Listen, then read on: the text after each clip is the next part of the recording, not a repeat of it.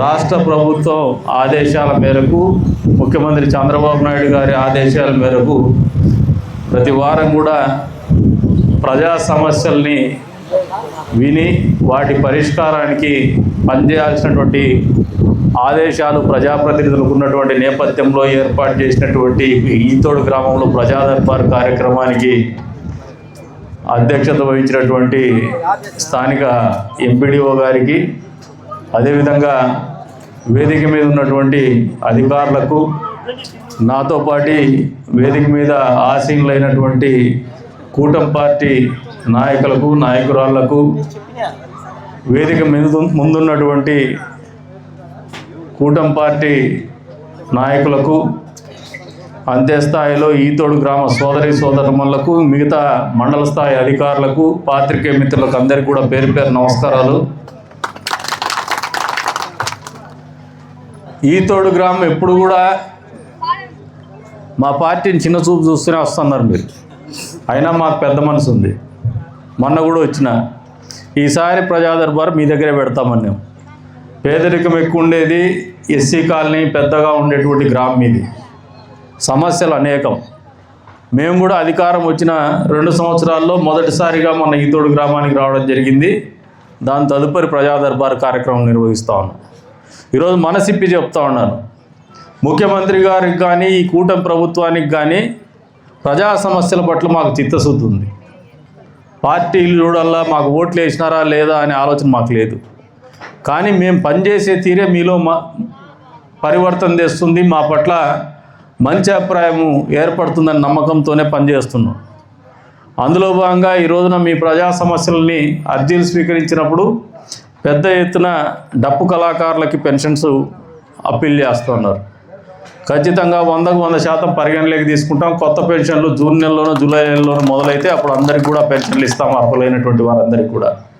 అంత్యస్థాయిలో కొద్దిమంది ఇంకా పెన్షన్ల కోసం అప్లికేషన్ ఇచ్చినారు. వారికి కూడా కొత్త పెన్షన్లలో మీరు అర్హులైతే మాత్రం 100కు 100% మంజూరు చేస్తామని చెప్పేసి కూడా తెలియజేస్తున్నాం. పార్టీలు కానీ, దళారులు కానీ, ఇంకోరి ప్రమేయం కానీ ఉండదని చెప్పేసి కూడా ఈ సందర్భంగా తెలియజేస్తున్నాం. దయచేసి పెన్షన్లు ఇస్తే, నాకు డబ్బులు ఇస్తే పెన్షన్లు ఇప్పిస్తారని ఎవరైనా చెబితే కూడా మీరు డబ్బులు ఇచ్చినారంటే మీరు మోసపోయిన వాళ్ళు అవుతారు. కాబట్టి దీనికి డబ్బులు ఇవ్వద్దండి ఎవరికి. రెండోది, తహసీల్దార్ ఆఫీస్కి కూడా చెప్తున్నా నేను, తహసీల్దార్ గారికి కూడా, దళారులని ఎక్కువగా కాదు అసలు ఎంటర్టైన్ చేయొద్దండి. ప్రజల సమస్యల మీదే పెద్ద ఎత్తున స్పందించండి, రైతాంగం సమస్యల మీద పెద్ద ఎత్తున స్పందించండి. భూ సమస్యల మీద పెద్ద ఎత్తున అర్జీలు వచ్చినటువంటి గ్రామం ఈతోడు గ్రామం. ఎందుకో మరి ఈ రీసర్వే కూడా జరుగుతుంది. దాదాపు 140 రోజుల పాటు రీసర్వే జరుగుతుందని ఆయన తెలియజెప్తున్నాడు. అంటే 8 నెలల కాలం అవుతుంది. అన్ని రోజులు ఎమోషనల్గా ఉంటారు రైతులు. కాబట్టి సమస్యలు ఉన్నటువంటి భూముల్ని వెంటనే పరిష్కారం చేయండి. వాళ్ళకి ఏదైనా కన్ఫర్మేషన్ ఇవ్వడానికి ఆయనకు వెసులుబాటు ఉందని చెప్పేసి తహసీల్దార్ తెలియజెప్తున్నాడు. కాబట్టి మీరు ఇచ్చిన అర్జీలలో కన్ఫర్మేషన్ ఇవ్వగలిగినటువంటి వెంటనే వారం లోపల కన్ఫర్మేషన్ ఇవ్వమని చెప్పేసి కూడా ఆదేశాలు జారీ చేస్తున్నాడు. అంతేకాకుండా పెద్ద ఎత్తున రైతాంగం ఉన్నటువంటి గ్రామంలో హంద్రి నీవా ద్వారా చెరువులకు నీళ్ళు ఇవ్వాలని చెప్పేసి మీరు అడుగుతూ ఉన్నారు. ఎడం వైపు ఉండే చెరువులకి భూమి ఆకర్షణ శక్తితో, అంటే గ్రావిటీతో రన్ అవుతుంది కాబట్టి ఆ చెరువులు నింపగలిగినాం. మీరు ఎప్పుడు నన్ను అడగలా. మొన్న దాదాపు రికార్డు స్థాయిలో 50 టీఎంసీల నీళ్లు డ్రా చేసినాం హంద్రి నీవాలో. వైఎస్ఆర్సీపీ పార్టీ అధికారంలో ఉన్నప్పుడు చుక్క నీళ్ళు ఇవ్వలా. సెట్టింగ్ చేసుకొని కుప్పంలో నీళ్ళు ఇచ్చినామని చెప్పేసి అబద్ధాలు చెప్పి మాయ చేసి మసిబూసి మారేడుకాయ చేసి వెళ్ళిపోయినారు. కానీ మా ప్రభుత్వం అది కాదు. ఈ హంద్రి నీవా కాలువ ద్వారా దాదాపు మొన్నటి దాకా ఒక 15-20 రోజుల కిందటి వరకు నీళ్ళు ఇవ్వగలిగినాం. మీరు ఎప్పుడైనా నా దృష్టికి తీసుకొచ్చింటే ఆ నీళ్ళు ఇచ్చే కాలంలోనే ఈ పైన ఉన్నటువంటి చెరువులకైనా అవసరమైతే మోటార్లు పెట్టేనే నీళ్ళు కొట్టించేవాళ్ళం. ఎందుకంటే గ్రావిటీ మీద రన్ కాదు. ఇప్పుడు మా దృష్టికి తీసుకొచ్చినారు. సంబంధిత అధికారులతో కూడా మాట్లాడినాం, డిఈ గారితో, ఏఈ గారితో. మీ నాయకులకి ఒక 2-3కి అప్పచెప్తాం. మీరు కేవలం మన పార్టీని కాకుండా రైతాంగాన్ని అందరినీ కూడా కూడగట్టుకొని దాని సమస్యకు పరిష్కారం ఏందో ఎత్తుక్కోండి. పూర్తి స్థాయిలో ఆ సమస్యను పరిష్కరిస్తామని చెప్పేసి కూడా ఈ వేదిక మీద నుంచి తెలియజేస్తాను. ఎందుకంటే ముఖ్యమంత్రి గారితో ఎమ్మెల్యేలు మన సంప్రదించడం కానీ, ఎమ్మెల్యేల మీద రివ్యూ కానీ పెట్టడం జరిగింది. ఆ రోజున ముఖ్యమంత్రి గారి ఆలోచనలు చాలా స్పష్టంగా ఉన్నాయి. రాయలసీమ ప్రాంతంలో ఏ ఒక్క చెరువుకు నీళ్ళు ఇవ్వకుండా పోకూడదనే ఆలోచన ఆయనకు చాలా స్పష్టంగా ఉంది. గాండ్లపేట మండలం గురించి నేను ప్రస్తావించగానే అడ్మినిస్ట్రేటివ్ శాంక్షన్ అయింది, టెండర్ ప్రాసెస్ ఉంది, ఇంకా పూర్తి కాలేదంటే వెంటనే ఆదేశాలు ఇచ్చి టెండర్ చేయమని చెప్పేసి టెండర్ కూడా అయిపోయింది, సిఓటి కూడా ఇచ్చేసినారు. తొందరలో గాండ్లపేట మండలానికి కూడా పనులు మొదలు పెడుతున్నారు కాంట్రాక్టర్ కూడా.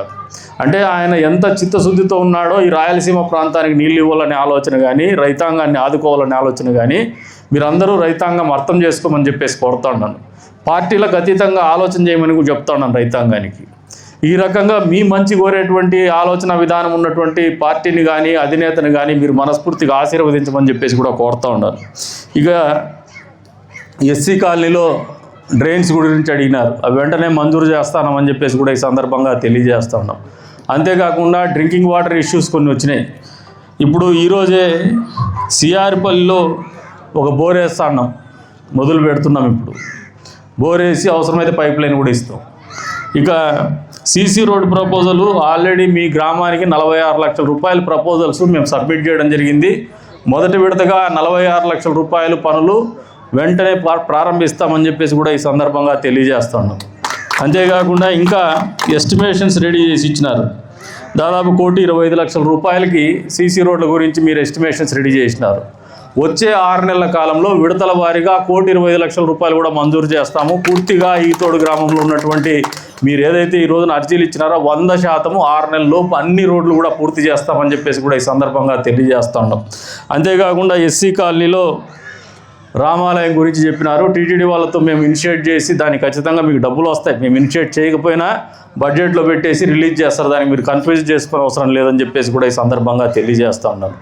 ఇక కాలనీకి పేరు కావాలా, ఈతోడనే ఉందని చెప్తున్నారు. ఈతోడు ఎస్సీ కాలనీ అనే దానికేం పెద్ద ఖర్చుతో కూడుకున్న పని కాదు, అది ఫినాన్షియల్స్ ఇన్వాల్వ్ అయ్యేది కాదు. కాబట్టి మీరు మండల యంత్రాంగం, అధికార యంత్రాంగం కూర్చొని దానికి నేమ్ కూడా అఫిషియల్గానే అనౌన్స్ చేసేయమని చెప్పేసి చెప్తాను. ఈతోడు ఎస్సీ కాలనీకి ఈతోడు కాలనీ అని చెప్పేసి వాళ్ళు అడిగినటువంటి పేరు నామకరణం మంజూరు చేయమని చెప్పేసి కూడా కోరుతూ ఉన్నాను.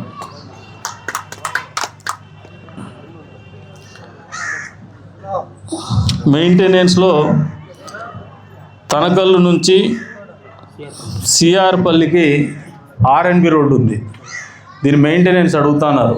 వెంటనే ఈ ప్రపోజల్స్ పెడతాము, తొందరలోనే మంజూరు చేయించేసి సంబంధిత అధికారులతో మాట్లాడి మంజూరు చేసి మెయింటెనెన్స్ కూడా పెడతామని చెప్పేసి కూడా ఈ సందర్భంగా తెలియజేస్తూ ఉన్నాను.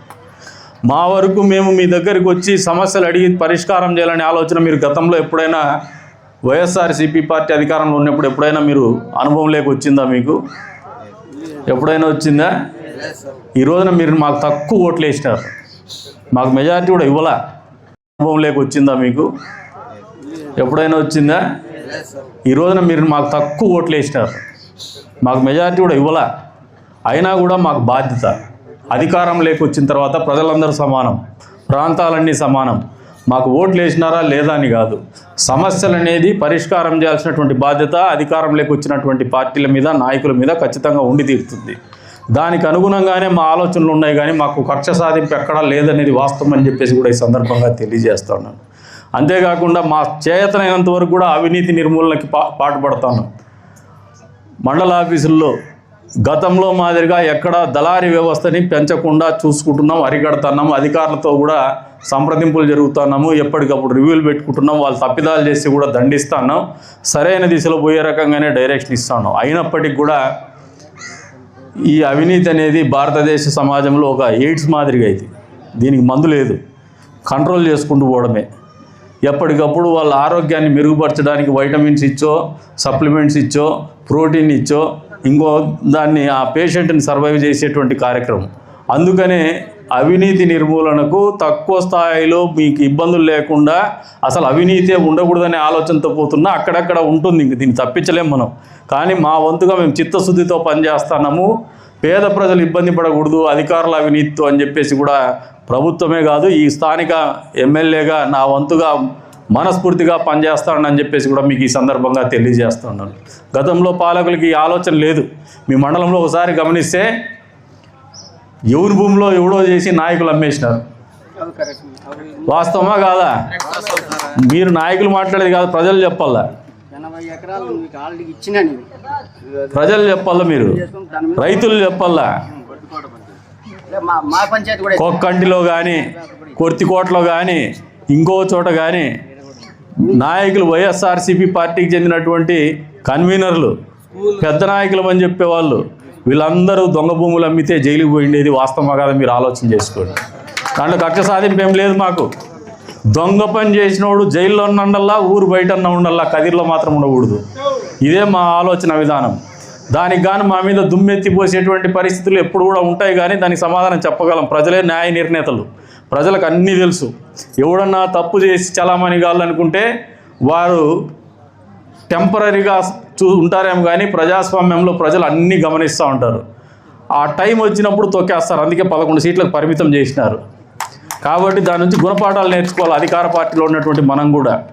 అంతేకాకుండా స్కూల్ కాంపౌండ్కి ఆమె అడిగింది ఆర్డిటి స్కూల్కి. అవసరమైతే ఈజీఎస్లో కాకుండా ఇంకా ఆర్డిటి వాళ్ళకే చెప్తా ఉన్నాను, కాంట్రిబ్యూషన్ నేను కడతాను, మిగతా డబ్బులు ఆర్డిటిగా ప్రపోజల్ పెట్టేసి మీరు మంజూరు చేయమని చెప్పి చెప్తా ఉన్నాను. వెంటనే కాంపౌండ్ వాళ్ళు కూడా ప్రారంభిస్తామని చెప్పేసి కూడా ఈ సందర్భంగా తెలియజేస్తా ఉన్నాను. పాఠశాలల గురించి ఈ నియోజకవర్గంలో ఒక ప్రత్యేకమైన శ్రద్ధ తీసుకుంటున్నాం. ఎందుకంటే విద్యాశాఖ మంత్రికి ఉన్నటువంటి నారా లోకేష్ గారి ఆలోచనల మేరకు ఆయన పాఠశాలలో, ప్రభుత్వ పాఠశాలలో ఉన్నటువంటి పిల్లల సంఖ్య పెరగల్లా, నాణ్యతా ప్రమాణాలు పెరగల్లా, వాళ్ళకి సౌకర్యాలు పెరగల్లా, వాళ్ళ జీవన ప్రమాణాలు పెరగల్లా, మధ్యాహ్నం వాళ్ళు తినే భోజనం కూడా క్వాలిటీ పెరగల్లా అని చెప్పి మీకు డొక్కా సీతమ్మ మధ్యాహ్న భోజనం పథకం కూడా తీసుకురావడం జరిగింది. నాణ్యమైనటువంటి భోజనం కూడా అందించడం జరిగింది. అంతేకాకుండా హాస్టళ్లను కూడా ఎప్పటికప్పుడు అధికారులు తనిఖీ చేయండి, నాయకులు కూడా తనిఖీ చేయమని చెప్పేసి కోరుతా ఉన్నాను. నిర్లక్ష్యం అనేది, అధికారుల నిర్లక్ష్యానికి పాలకులు బలి కాకూడదు, ప్రజలు బలి కాకూడదు అనేది వాస్తవం అని మిమ్మల్ని కూడా తెలియజెప్తా ఉన్నాను.